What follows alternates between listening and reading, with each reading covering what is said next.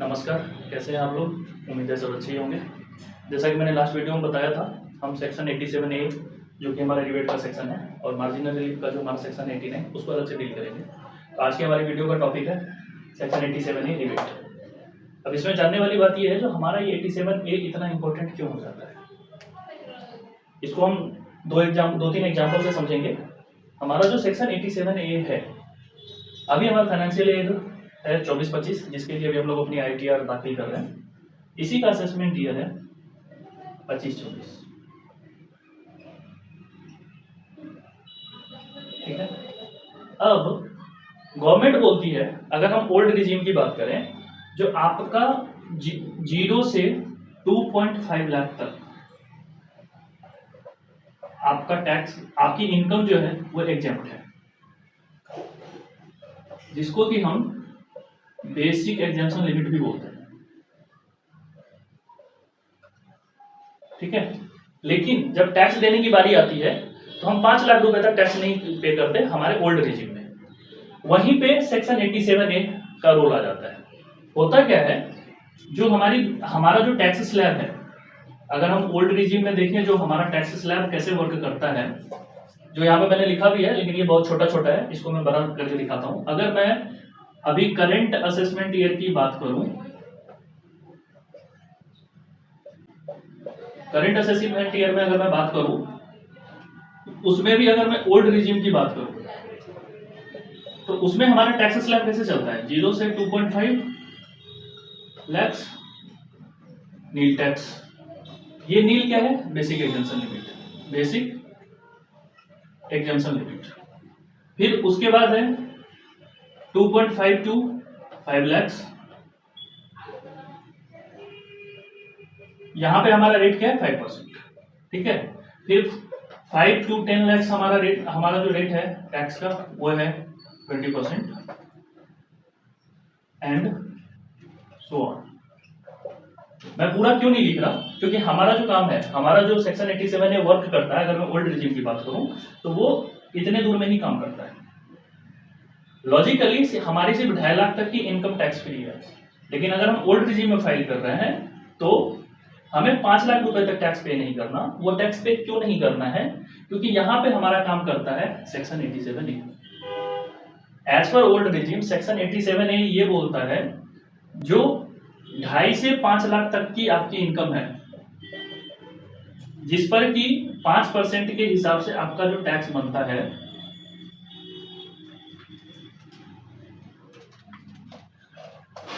$12,500, ये आपका tax free हो जाता है। मींस आपने जो 5 लाख रुपए तक का इनकम कमाया, आपका जो टैक्स कैलकुलेशन होता है आपके ITR में, तो वो आपको ये वहां पे आपको स्पेसिफिकली ये मेंशन किया जाता है, जो आपकी इनकम जो 2.5 से 5 लाख के बीच में फॉल करती है, वहां पे आपका टैक्स 5 लाख रुपए 12,500 रुपए है। मैं मान के चल रहा हूँ आपकी इनकम एग्जैक्ट 5 लाख रुपए है। फिर वहां पे दिखाया जाता है लेस एग्जेम्पशन 87A 12,500 और आपकी टैक्स लायबिलिटी नील हो जाती है। इसीलिए ओल्ड रिजीम में 5 लाख रुपए तक टैक्स पे नहीं करना होता है। अब इसमें अगर कोई सैलरीड एम्प्लॉय है, उनको एक स्टैंडर्ड डिडक्शन भी मिला हुआ है 50,000 रुपए का, तो वैसे केसेस में जो 5 लाख है, जहां तक हमें टैक्स पे नहीं करना है 87A की वजह से, अब वो लिमिट 5,50,000 रुपए हो जाती है। अब आइए समझते हैं हम न्यू टैक्स रिजीम में हमें करंट असेसमेंट ईयर के लिए 7 लाख रुपए तक टैक्स क्यों नहीं पे करना होता। क्योंकि अगर हम बेसिक एग्जेम्पशन लिमिट की बात करें तो बेसिक एग्जेम्पशन लिमिट जो हमारी है करंट असेसमेंट ईयर में वो है 3 लाख रुपए की। लेकिन जैसा कि सबने सुन रखा है 7 लाख रुपए तक टैक्स पे नहीं करना। क्यों नहीं पे करना, क्योंकि हमारा ये 87A वहां पे काम करता है। अगर मैं 0 to 3 लाख करूं, ये नील है current assessment year new regime, ठीक है। 3 से 7 लाख के बीच में जो आपका रेट है वो है 5%। गवर्नमेंट ने क्या किया, न्यू रिजीम में इस वाले सेक्शन, इस वाला जो ये वाला जो हमारा स्लैब है, जिसके पे हमारा जो टैक्स, अगर मैं मानूं जो मेरी इनकम 7 लाख रुपए है, जो हमारा 3 से 7 मतलब 7 - 3 is equal to 4 lakh. 4 lakh का जो 5% है 20,000, इतने का रिबेट दे दिया हमारा 87A में।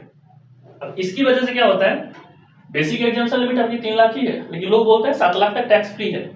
अगर हम एक्ट के लैंग्वेज में बात करें, आपकी इनकम फ्री न्यू रिजीम में 3 लाख रुपए तक ही है, उसके ऊपर आप जो भी कमाएंगे उसकी टैक्सेबिलिटी बनती है। लेकिन वहां पे सेक्शन 87A अपना एक क्रिटिकल रोल प्ले करता है, जो कि गवर्नमेंट ने लो इनकम ग्रुप इंडिविजुअल्स को प्रोवाइड करवा रखा है। अब ऐसे में ही अगर हम सैलरीड पर्सन की बात करें, जहां पे 75,000 का उनको स्टैंडर्ड डिडक्शन मिल जाता है न्यू रिजीम में, तो ओवरऑल 7.75 लाख तक की जो इनकम हमारी है सैलरीड इंडिविजुअल केस में, वो टैक्स फ्री हो जाती है। तो ऐसे हमारा सेक्शन 87A काम करता है। अब इसी को हम करंट फाइनेंस बिल 2025 जो आई थी, जिसमें एक लोगों के पीछे बहुत बड़ी क्यूरियोसिटी जगी, तो 12 लाख रुपए तक अगले साल से पे नहीं करना है। वो कैसे वर्क करता है, करंट फाइनेंस बिल जो था हमारा 2025, उसमें ये बोला गया जो अब आपको 12 लाख रुपए तक टैक्स पे नहीं करना, ठीक है। एक्चुअल में यहाँ पे जो हमारा स्लैब वर्क करेगा नेक्स्ट असेसमेंट ईयर में, वहां पे वो जो हमारा स्लैब है वो ऐसे वर्क करता है, 0 से 4 लाख नील। यहाँ पे अब 0 से 4 लाख ही हमारा जो है बेसिक एग्जाम्पशन लिमिट है, मतलब 4 लाख रुपए तक किसी को कोई टैक्स पे नहीं करना। 4 से 8 लाख 5%, 8 से 12 लाख 10%, सो ऑन। इसको याद रखने का क्या तरीका है, जो लिमिट है आपकी वहां, उसके लिए आप 4 का टेबल पढ़िए, 4 का पढ़ा पढ़िए, 4 का 4, 4 दूनी 8, 4 तिया 12। और जो इधर आपका टैक्स का स्लैब का जो रेट है उसके लिए 5 का 12 पढ़िए, 5 का 5, 5 10, 5 के 15। याद रखने में आसानी होगी, क्योंकि अभी हम लोग 3 तरह के टैक्स स्लैब को डील कर रहे हैं, as per old regime, as per new regime for financial year 24-25, as per new regime for financial year 25-26, जो नेक्स्ट ईयर के लिए एप्लीकेबल होगा। तो अब 4 लाख रुपए तक तो किसी को पे नहीं करना, क्योंकि वो बेसिक एग्जेम्पशन लिमिट में चली जाती है। अब बारी आई, जो लोग बोल रहे हैं 12 लाख रुपए तक टैक्स पे नहीं करना। 12 लाख रुपए तक टैक्स क्यों नहीं पे करना, ये जो हमारा 4 से 8 है, मतलब 4 लाख पे 5%। तो अगर हम 4 लाख पे 5% देखेंगे, दैट इज 20,000, 20K, और फिर यहाँ 8 से 12 लाख, यानी फिर 4 लाख पे 10%, that is 60K, 40K, sorry, overall this is 60K, ठीक है। तो बेसिक एग्जेम्पशन लिमिट बोलती है आपको 4 लाख तक टैक्स पे नहीं करना, लेकिन सेक्शन 87A बोलता है जो आप 12 लाख तक टैक्स पे मत करो। क्यों पे मत करो, क्योंकि आपका जो ये 60,000 टैक्स बनेगा, जो कि 4 लाख 1 से लेके 12 लाख रुपए तक एप्लीकेबल है, 4 लाख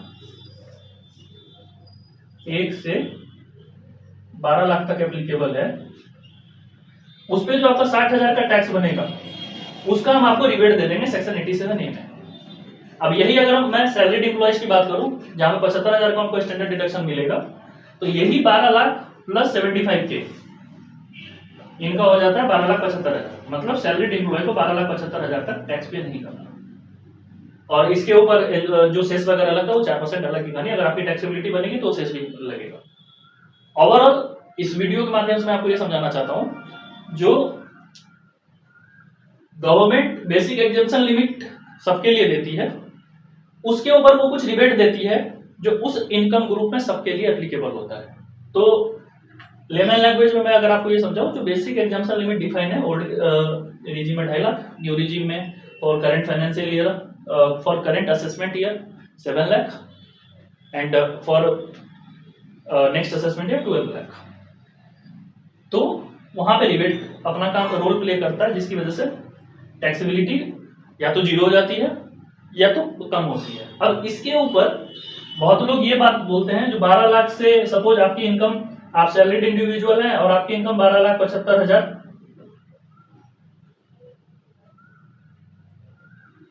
एक है, तो लॉजिकली अब सिंस आपने 12,75,000 का थ्रेशोल्ड क्रॉस कर दिया है, तो आपके ऊपर जो आपकी टैक्स लायबिलिटी बनती है मैं अभी आपको ये एग्जांपल दे रहा हूँ न्यू रिजीम फाइनेंशियल ईयर 25-26 के अकॉर्डिंग। तो 4 लाख के ऊपर एवं 4 लाख आप जो भी पे करेंगे उसके ऊपर आपको पूरा टैक्स पे करना पड़ेगा, मतलब 8,75,000 एक पे, जो ऑब्वियस है somewhere around this will fall 70 to 80 के। अब आप अगर देखोगे तो आपका इनकम तो यहाँ 1 रुपए से बढ़ा, लेकिन आपकी टैक्स लायबिलिटी 70-80 हजार रुपए से बढ़ गई। तो अब इस पॉइंट पे आके सेक्शन 89 जो हमारा मार्जिनल रिलीफ का सेक्शन है वो वर्क करना शुरू करता है। इसके लिए हम दूसरे वीडियो में बात करेंगे। आज का हमारा कोर टॉपिक 87 था, 89 के लिए हम एक सेपरेट वीडियो बनाएंगे। उम्मीद है आपको ये वीडियो अच्छी लगी होगी। कोई क्वेरी हो तो कमेंट करना ना भूलें, और वीडियो अच्छी लगी हो तो लाइक शेयर और सब्सक्राइब करना ना भूलें। नमस्कार, मिलते हैं अगले वीडियो में।